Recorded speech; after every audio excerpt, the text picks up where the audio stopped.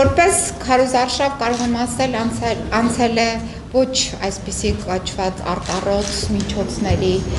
պայմաններում, բայց այնուամենայնիվ կարող ենք ասել, որ քարոզարշավի ընթացքում մեր հիմնական թիրախը իհարկե օգտագործում է վարչական ռեսուրսները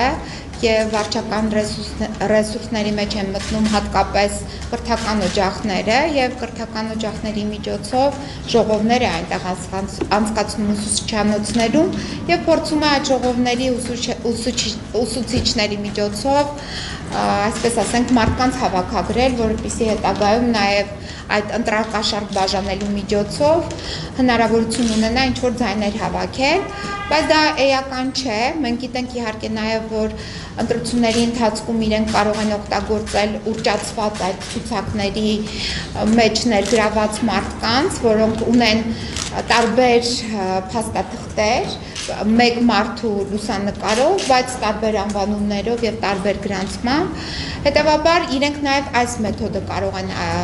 օգտագործել, բայց մենք դրանից չենք վախենում, որովհետև նույն այդ մարդիկ, ովքեր մի քանի հազար են եւ ներգրաված են լինելու այդ կեղծարարության մեջ,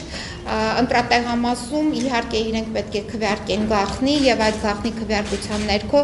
ես կարծում եմ պետք է իրենք կողմնորոշվեն եւ դեմ քվեարկեն այդ մարդկանց, ովքեր իրենց դրդում են, որպեսզի նրանք գնան կեղծարարության։